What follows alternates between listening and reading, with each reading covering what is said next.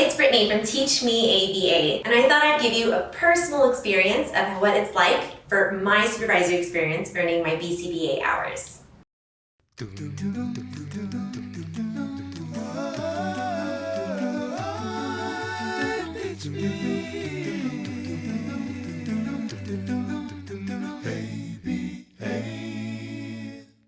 So before I was at Piles & Associates, I was actually with a different company. I won't name the company, I will just call them Company A. So at Company A, when I started off, I actually didn't know I wanted to be a part of ABA. I actually fell in love with the experience that I was having with my clients.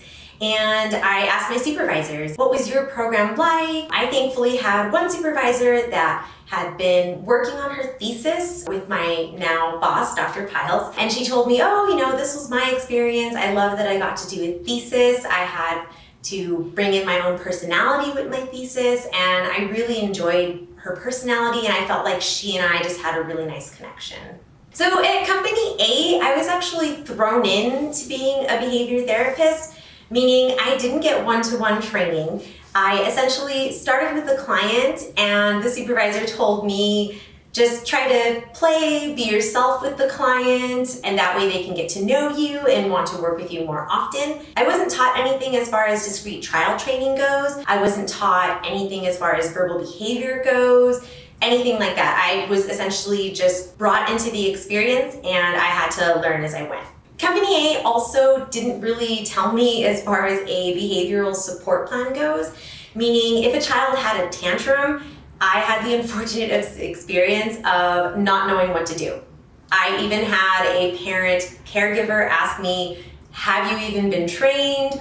What are you supposed to do when my kiddo is crying and they're having a tantrum on the floor? And as an early therapist, a behavioral therapist, I really honestly had no idea. And this is because I didn't have a supervisor that was there with me one-to-one to guide me. Honestly, the only time I saw my supervisor was maybe about once a week, which right now I currently supervise my behavioral therapist once a week, but it's for a long amount of time. I'm actually modeling what the client is supposed to be engaging in, what the therapist is supposed to be engaging in, and this wasn't the case for Company A. So at Piles Associates, we actually do what's called BST training. So that means that our therapists get instructions as far as what they're supposed to be doing within a program. They get it rehearsed prior to implementing it with a client. They get to see it modeled by their senior therapist or program manager. And then once they perform that specific lesson or program, they get feedback on it. Keep an eye out for a future video on what BST should look like and how you can implement it with your behavior therapist. So at Company A, I actually didn't feel that my supervisors gave me a look as to what a program should look like, so it wasn't modeled for me. It was explained to me ever so slightly, but it wasn't modeled, so I therefore had to just do it right there on the spot, and then if it looked wrong, I wouldn't actually know if it was wrong or right. Now to go over treatment integrity data.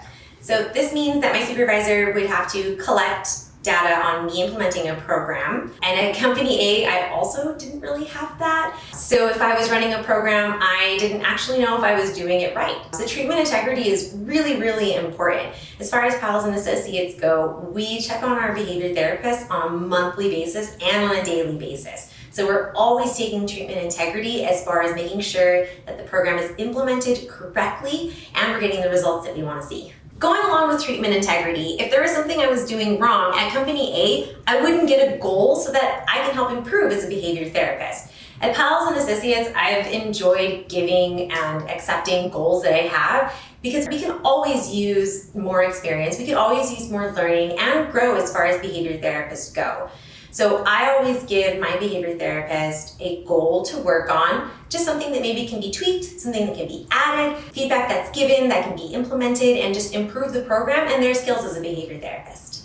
So once again, at Company A, I didn't get a chance to see my supervisor very often. I also didn't really get a chance to see other therapists that were on my case. What I enjoy about working at Piles & Associates now is that on a bi-weekly basis, we have what's called team meetings. So basically, we gather together and we talk about the clinical aspects for our client.